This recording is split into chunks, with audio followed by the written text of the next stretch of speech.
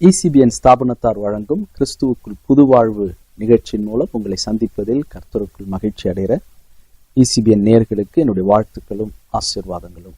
ஜெபம் செய்வோம்.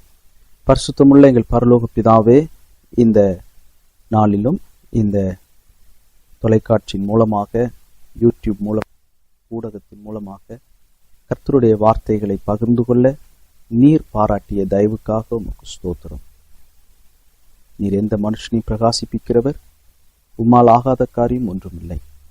விசுவாசிக்கிறவனுக்கு எல்லாம் கூடும். கர்த்தரை நம்பியிருக்கிறவனோ செழிப்பான். கர்த்தரை தெய்வமாய் கொண்டிருக்கிற ஜனங்கள் பாக்கியம் உள்ளவர்கள். உம்முடைய வார்த்தையை நம்பி, உம்முடைய வசனத்தை கொண்டு, உம்முடைய அதிகாரத்தின் பேரில், உம்முடைய நாமத்து நிமித்தம், உம்முடைய திருச்சபையார், உம்முடைய ஊழியர்கள் எடுக்கிற முயற்சிகள், பிரயாசங்கள், படுகிற பாடுகள், செய்கிற ஊழியங்களில் கர்த்தருடைய ஆளுகையும் கர்த்தருடைய கரமும் கூட இருந்து வழிநடத்த வேண்டும் என்று ஜெபிக்கிறோம்.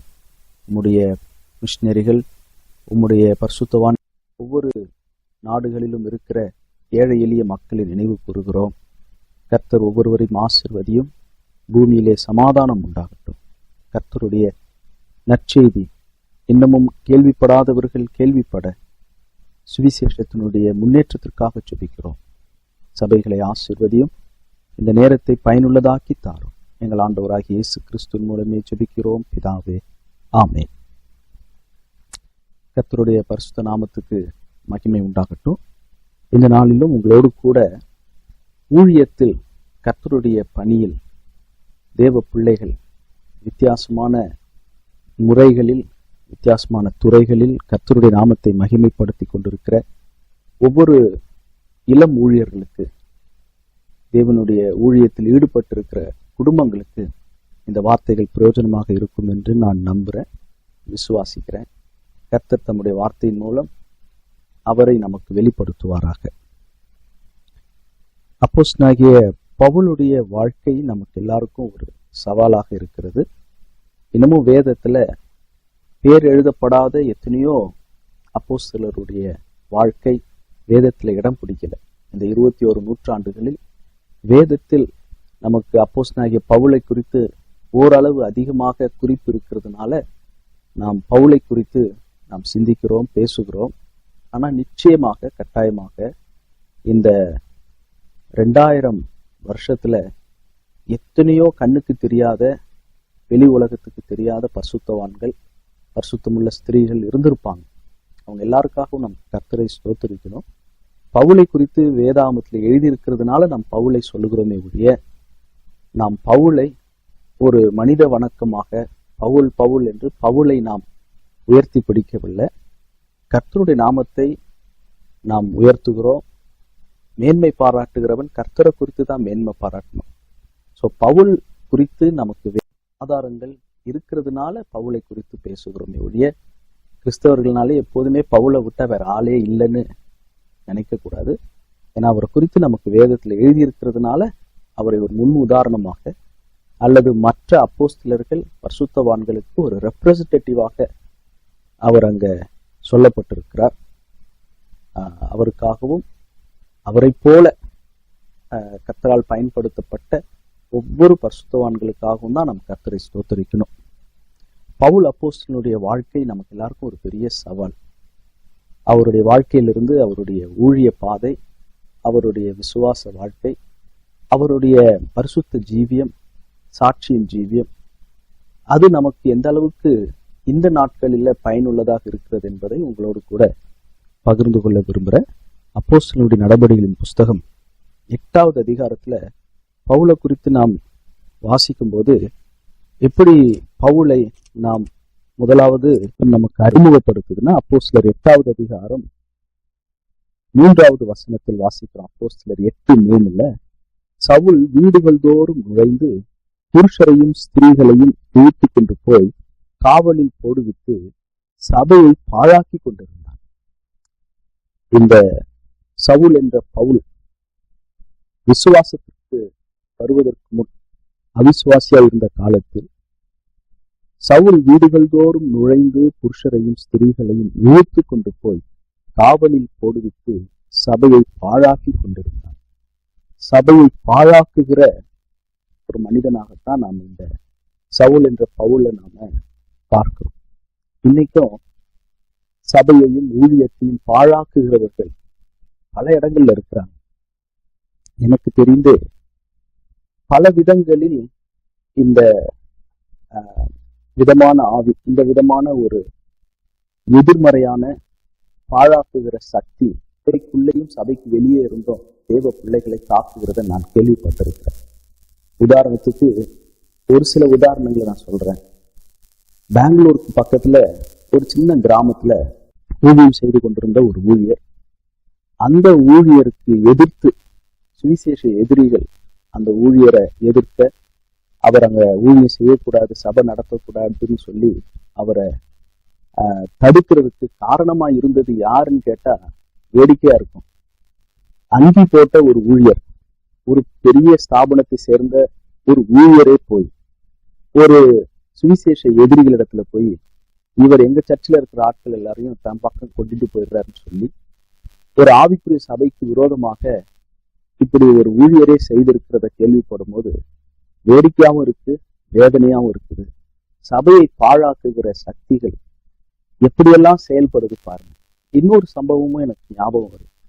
ஒரு சபையினுடைய மெய்ப்பர், உண்மையா ஊழியம் செய்கிற ஒரு சபையினுடைய மெய்ப்பர், அவருடைய சொந்த மகனுக்கு சுவிசேஷ எதிரிகள் போன் வாங்கி கொடுத்து, போனுக்கு ரீசார்ஜ் பண்றதுக்கு உதவி செய்து, அந்த வாலிபனுக்கு புல்லட் வாங்கி கொடுத்து, இப்படி அவன் எதெல்லாம் அந்த வாலிபன் தம்பி ஆசைப்பட்டானோ அது எல்லாத்தையும் சுவிசேஷ எதிரிகளே வாங்கி கொடுத்து, கடைசியில அந்த மகனை வைத்து தன்னுடைய அப்பா கிட்ட போய் சொல்லு, ஏன் இப்படி மத பிரச்சாரம் பண்றீங்க அப்படின்னு சொல்லுன்னு சொல்லி அனுப்பி, ஊழியருடைய மகனே வந்து சபை மெய்ப்பர்கிட்ட, அப்பா நீங்க இதெல்லாம் பண்ணாதீங்க, இதெல்லாம் பல பேருக்கு இடையூறா இருக்கு அப்படின்னு சொன்னதாக ஒரு ஆதாரபூர்வமான செய்தியை நான் கேள்விப்பட்டேன். அந்த ஊழியருக்கு எப்படி இருந்திருக்கும்? நீங்க எனக்கு ஒரு போன் கூட வாங்கி தர முடியல, நீங்க உங்களால எனக்கு ஒரு பைக் கூட, ஒரு புல்லட் வாங்கி தர முடியல, ஆனா இவங்க எனக்கு இதெல்லாம் வாங்கி தராங்கன்னு சொல்லி அந்த வாலிப வயதுல இருக்கிற தம்பிய மூளை செலவை செய்து ஊழியருடைய மகனை வைத்து ஊழியருக்கு இடையூறு பண்ணுகிற, சபையை பாழாக்குகிற சக்திகள் பல விதங்களில் பல நாடுகள்ல பல ஊர்கள்ல செயல்படுறத நாம் கேள்விப்படுறோம். இன்னும் நீங்க கூட நிறைய கேள்விப்பட்டிருக்கலாம். இது போல தந்திரமான சூழ்ச்சிகள், சபையை பாழாக்குகிற சக்திகள் ஒரு பக்கம் செயல்பட்டு, கர்த்தர் இப்படிப்பட்ட ஜனங்களை சந்திக்கணும்னு நாம் முதலாவது ஜெபிக்கணும். அவர்களுடைய கண்கள் திறக்கப்படணும். அவர்களுடைய ஆவிக்குரிய கண்கள் திறக்கப்பட்டு அவிசுவாசத்திலிருந்து அவங்க விடுதலை பெற்று, கர்த்தர் தான் மெய்யான தெய்வம், இயேசு கிறிஸ்துவே வழியும் சத்தியமும் ஜீவனுமா இருக்கிறார் என்பதை ஏற்றுக்கொண்டு விசுவாசிப்பதற்கு நாம் முதலில் ஜெபிக்க வேண்டும். இந்த சவுலை குறித்து அனனியா என்ன சொல்றார் பாருங்க. அப்போஸ்தலர் 9வது அதிகாரம் 13வது வசனத்துல அனனியா கர்த்தரிடத்திலே சொல்றாரு, ஆண்டவரே, இந்த மனுஷன் எருசலேமில் உள்ள உம்முடைய பரிசுத்தவான்களுக்கு எத்தனையோ பொல்லாங்குகளை செய்தான் என்று அவனை குறித்து அநேகரால் கேள்விப்பட்டிருக்கிறேன். ஒரு முறை இல்ல, பல முறை அநேகரால் கேள்விப்பட்டிருக்கிறேன். அவன் உம்முடைய பரிசுத்தவான்களுக்கு, அதில் குறிப்பா எருசலேமில் உள்ள உம்முடைய பரிசுத்தவான்களுக்கு எத்தனையோ பொல்லாங்குகளை செய்தான் என்று இந்த சவுல் என்கிற பவுலை குறித்து அநேகரால் கேள்விப்பட்டிருக்கிறேன்னு சொல்லி அனனியா கர்த்தரிடத்துல அவர் முறையிடுகிறார். பரிசுத்தவான்களுக்கு பொல்லாங்குகளை செய்கிறவர்கள். இன்னைக்கு ஒரு பக்கம் சுவிசேஷ எதிரிகள், வசனத்துக்கு புறம்பே இருக்கிறவர்கள், எதிர்த்து செயல்படுகிற சக்திகள் சபைக்கு வெளியே இருந்து செயல்படுது. சபைக்குள்ளேயே, கர்த்தருடைய ஜனத்துக்குள்ளேயே இன்னைக்கு பரிசுத்தவான்களுக்கு எத்தனையோ பொல்லாங்குகளை செய்கிறவர்களும் இருக்கிறார். ஊழியத்தினுடைய வளர்ச்சிக்கு எதிரடையாக சதி திட்டங்கள், மோசமான ஆலோசனைகள், துன்மார்க்கமான அக்கிரமமான செயல்கள், பொறாமை, ஈகோ, வைராக்கியம், மன்னிக்க முடியாத சுபாவங்கள், ஏற்றுக்கொள்ள முடியாத, அங்கீகரிக்க முடியாத மனநிலை, ரிஜெக்ஷன், எப்போதுமே எல்லாரையுமே யாரையுமே புறக்கணிக்கிற மனநிலை. தங்களுடைய பிள்ளைகள் முன்னிலையில் இருந்தா வீடியோ எடுத்து, கேமரா எடுத்து அதை பிரபலியப்படுத்துவார்கள். ஆனா வேற ஒருத்தவங்க குடும்பத்தை சேராத ஒரு பொதுநிலையாக வருகிற ஒரு கெஸ்ட் வருகிறவர்களையோ அவங்கள கேமராலையோ தங்களுடைய யூடியூப்லயோ வராதபடிக்கு கவனமாய் பார்த்து கொள்வார்கள்.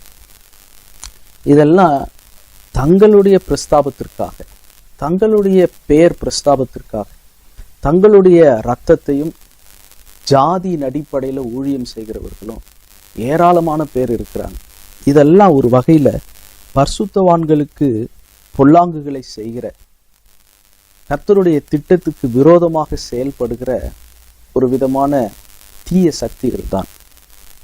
இப்படி சவுல் கர்த்தருடைய வீட்டிற்கு விரோதமாக, தேவ ஜனத்துக்கு விரோதமாக எத்தனையோ பொல்லாங்குகளை செய்து வந்தார். ஆனா எப்போ பவுல் அப்போஸ்தலன் அவர் இயேசு கிறிஸ்துவை அந்த தமஸ்கு வீதியில சந்தித்தாரோ, கர்த்தராகி இயேசு கிறிஸ்துவை சொந்த இரட்சகராக ஏற்றுக்கொண்டாரோ, அவர்தான் தேவனுடைய குமாரனாகிய மேசியா என்பதை அவர் புரிந்து கொண்டாரோ. அப்போஸ்தலர் 9:20 வாசிக்கிறோம், தாமதமின்றி கிறிஸ்து தேவனுடைய குமாரன் என்று ஆலயங்களிலே பிரசங்கித்தான். இந்த பவுல் தாமதமின்றி, வித்தவுட் எனி டிலே, லேட் பண்ணாம கிறிஸ்து தேவனுடைய குமாரன் என்று ஆலயங்களிலே பிரசங்கிக்க தொடங்கினார். இன்னைக்கும் இதை கேட்டுக்கிட்டு இருக்கிற வாலிபர்களே, இளம் ஊழியர்களே, ஊழியத்துல விசுவாச வாழ்க்கையில வளர விரும்புகிற நம்மில் பலர் பலவிதமான தாமதம் நம்ம டிலே பண்றோம். கர்த்தருடைய வேலையில், கர்த்தருடைய ஊழியத்தில் போதுமான அளவு நம்மளால ஈடு கொடுத்து we are not available for God. கர்த்தருக்கு நாம ஆயத்தமாக, அவைலபிளா இதோ இருக்கிறேன், என்னை பயன்படுத்தும் அப்படின்ற அந்த சிந்தை பலரிடத்துல இல்லை. ஒரே ஊருக்குள்ள நடக்கிற ஒரு கூட்டத்திற்கோ, பொதுவான ஒரு மிஷனரி சுவிசேஷ நற்செய்தி கூட்டத்திற்கு, ஐக்கிய கூட்டத்திற்கு ஒரே ஊருக்குள்ளேயே கடந்து செல்ல முடியல. ஆனா நான் வெளிநாடுகளுக்கு போகணும், என்னை வெளிநாடுகளுக்கு கர்த்தர் பயன்படுத்தணும்னு ஆசைப்படுறோம். ஆனா ஒரே ஊருக்குள்ள தன் வீட்டை விட்டு வெளியே ஒரு அர்ப்பணிப்போடு, தியாகத்தோடு, சிலவற்றை இழந்து அர்ப்பணித்து கர்த்தருக்காக ஒப்பு கொடுத்து ஓடுவதற்கு தங்களுடைய சுகத்தையும் இன்பத்தையும், வீட்டில இருந்து எவ்வளவோ வேலைகள் செய்யலாம், என்னுடைய விருப்பப்படி இஷ்டப்படி நான் இருக்கலாம், ஓய்வு எடுக்கலாம். ஆனா அதெல்லாத்தையும் கர்த்தருக்காக விட்டு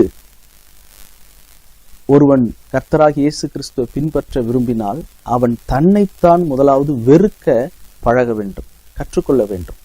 அந்த ஒரு சாக்ரிஃபைஸ், அந்த ஒரு டெடிகேஷன், அந்த ஒரு கான்செக்ரேஷன், அந்த அர்ப்பணிப்பும், அந்த ஒப்பு கொடுத்தலும், அந்த கர்த்தர் மேல் உள்ள அந்த அன்பின் நிமித்தம் பிரயாசங்கள் தாமதமின்றி கிறிஸ்து தேவனுடைய குமாரன் என்று பவுல் ஆலயங்களிலே பிரசங்கிக்க தொடங்கினார். அவர் சாட்சியிட தொடங்கினார்.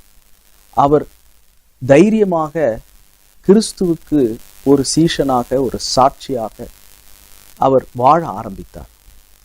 இன்னைக்கு பலவிதமான சாக்கு போக்குகள், பலவிதமான சூழ்நிலைகளை சொல்லிக்கிட்டு, எனக்கு குடும்பம் இருக்கு, எனக்கு பிள்ளைகள் இருக்கு, எனக்கு மனைவியோடு நான் இருக்கணும், கணவரோடு இருக்கணும், நான் சுற்றுலாவுக்கு போகணும், நான் ஓய்வு எடுக்கணும், பலவிதமான எதிர்மறையான சாக்கு போக்குகள். நேர்மறையான சாக்கு போக்குகள் சொல்ல முடியாது, நேர்மறையான எக்ஸ்கியூசஸ் இருக்கு.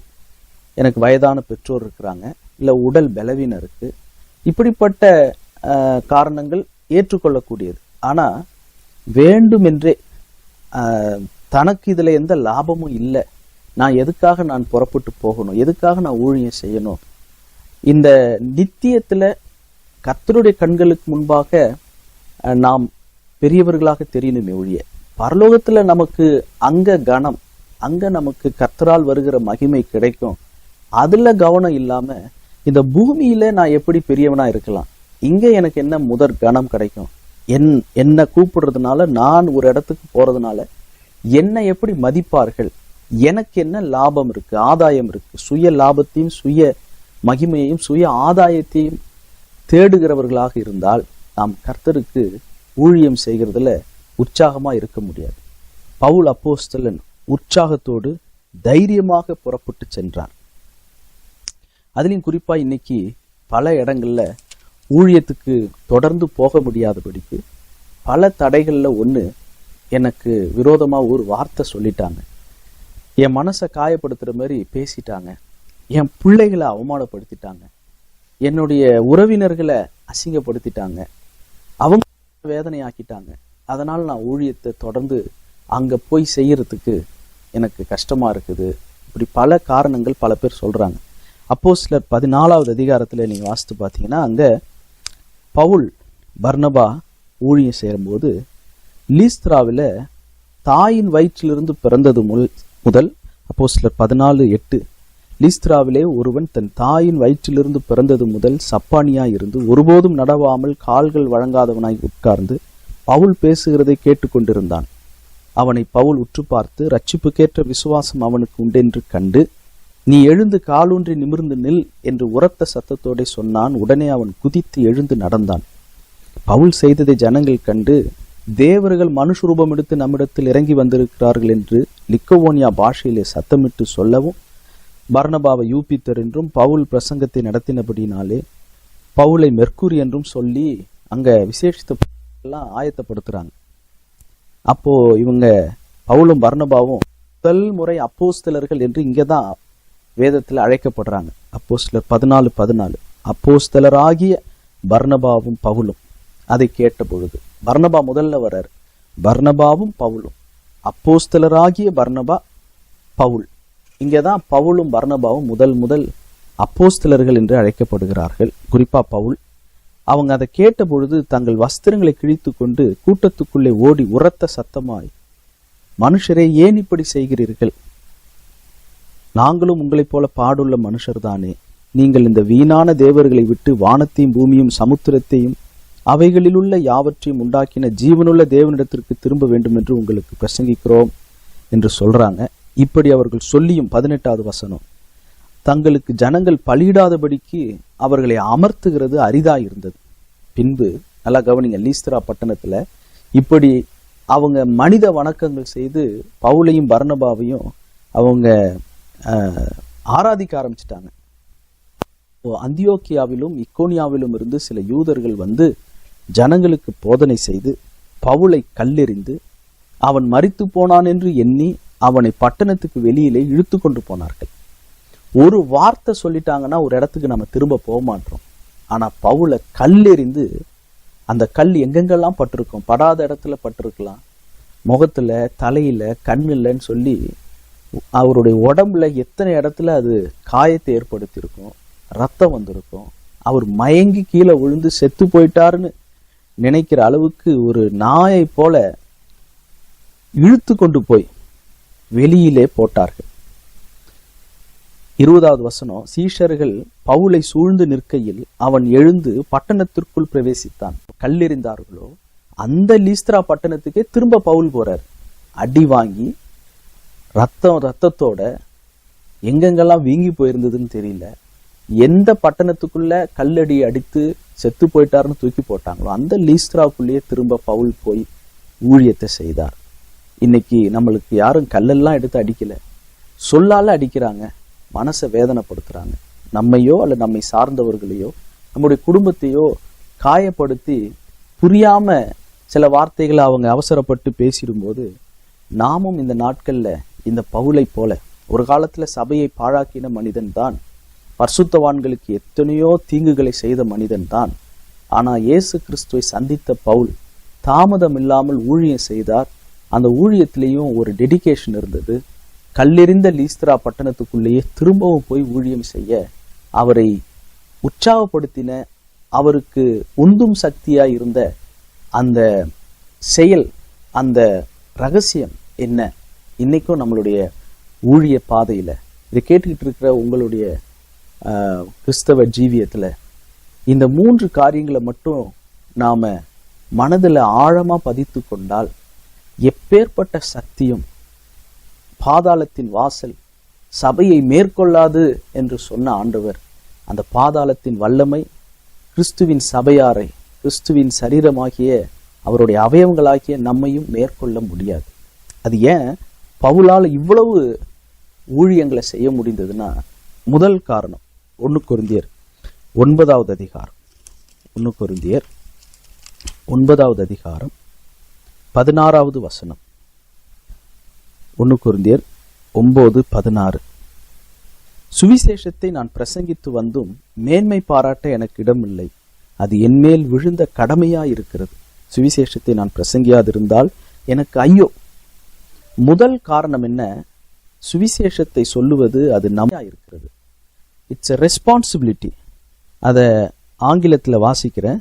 லிவிங் டிரான்ஸ்லேஷன் எப்படி எழுதியிருக்குன்னா 1 கொரிந்தியர் 9வது அதிகாரம் 16வது வசனம். I am compelled by God to do it. Amplified Bible எப்படி சொல்லுதுன்னா, I am compelled, that is absolutely obligated to do it. நான் இதை கட்டாயமாக செய்வதற்கு நான் கர்த்தரால் நான் வற்புறுத்தப்படுகிறேன்.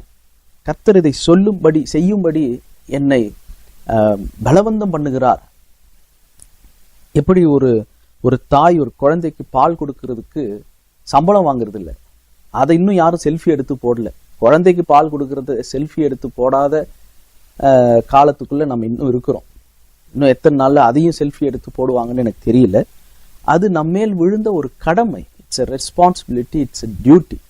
முதல் காரியம் நமக்குள்ள இருக்க வேண்டியது என்ன? அது ஒரு கடமை. அப்போஸ்தலர் 4:20 அப்போஸ்தலர்கள் பேதுருவோடு கூட இருந்தவங்க சொல்றாங்க. அப்போஸ்தலர் 4:20 பேதுரும் யோவானும் சொல்றாங்க, நாங்கள் கண்டவைகளையும் கேட்டவைகளையும் பேசாமல் இருக்க கூடாதே, நாங்க இதை பேசி ஆகணும். we cannot stop telling people about what we have seen and heard. நாங்கள் பார்த்தவைகளையும் கேட்டவைகளையும் சொல்லாமல் இருக்க முடியாது. இந்த கடமை உணர்வு நம்மளை எந்த சூழ்நிலையும் எப்பேற்பட்ட எதிர்ப்புகளையும் தாங்கிக் கொள்ளவும் அதற்கு முன்னேறி செல்லவும் நமக்கு ஒரு உற்சாகம் அளிக்கும். முதலாவது இது நம்மேல் விழுந்த கடமை என்கிற எண்ணம். அடுத்தது ரோமர் 1வது அதிகாரத்துல பவுல் சொல்றாரு, ரோமர் 1:14, கிரேக்கருக்கும் மற்ற அந்நியர்களுக்கும் ஞானிகளுக்கும் மூடருக்கும் நான் கடனாளியாய் இருக்கிறேன். I am a debtor. நான் ஒரு கடனாளி. அதுலயும் தெளிவா பவுல் செய்தி இல்லை. ஏன்னா ஒரு யூதருக்கு ஊழியம் செய்ய அழைக்கப்படல, கிரேக்கருக்கும் மற்ற அந்நியர்களுக்கும் இருக்கிறேன். பவுல் ரொம்ப தெளிவா தன்னுடைய அழைப்பை அவர் குறிப்பிட்டு சொல்றாரு. ரோமர் 1:14 எப்படி எழுதியிருக்கு? லிவிங் டிரான்ஸ்லேஷன் பைபிள்ல, I am a debtor. I have a great sense of obligation to the civilized people and to the rest of the world, to the educated and uneducated. படித்தவர்களுக்கும் படிப்பறிவில்லாதவர்களுக்கும் ஞானிகளுக்கும் மூடருக்கும். நீங்க வாழ்கிற பகுதியில, நாம் வாழ்கிற பகுதியில சில மூடர்கள் இருப்பாங்க. அறிவு குறைந்தவர்கள், ஞானம் குறைந்தவர்கள், ஞானம் அற்றவர்கள். அவர்களுக்கும் நாம் கடனாளிகளாய் இருக்கிறோம். both to the wise and to the foolish. அவர்களுக்கு எந்த வகையில் நாம் இந்த தேவ அன்பையும் சுவிசேஷத்தையும் அவர்கள் புரிந்து கொள்ளும் விதத்தில் அவர்களுக்கு எப்படி நாம் இதை கொண்டு போக போறோம்? ஞானிகளுக்கு கொண்டு போகிற விதத்தை மூடருக்கு கொண்டு போகக்கூடாது, மூடருக்கு கொண்டு போகிற விதத்தை ஞானிகளுக்கு கொண்டு போகக்கூடாது. இன்னாருக்கு இன்னினபடி உத்தரவு சொல்ல நாம் அறிந்திருக்க வேண்டும். நான் இது என்மேல் விழுந்த கடமை என்கிற உணர்வு முதலாவது. இரண்டாவது, நான் கடனாளியாய் இருக்கிறேன். I am a debtor. அதை குறித்து நாம ரோமர் 13:8 வாசிக்கிறோம். பவுல் சொல்றாரு, நாம் எதற்கு கடனாளிகளாய் இருக்கிறோம்? ரோமர் 13:8, அன்பு கூறுகிற கடனை அல்லாமல் மற்ற ஒன்றிலும் ஒருவனுக்கும் கடன் படாதிருங்கள். அன்பு கூறுகிற கடன், தேவனுடைய அன்பை பிறருக்கு காண்பிக்க, சிலுவையில் தேவன் காண்பித்த அந்த சிலுவையின் கிறிஸ்துவின் அன்பை காண்பிக்க நாம் கடனாளிகளாய் இருக்கிறோம். நாமும் சகோதர சிநேகம் பாராட்ட வேண்டும், தேவனுடைய அன்பை பிறருக்கு காட்ட வேண்டும் நம்முடைய வாழ்வு முறையின் மூலமாக.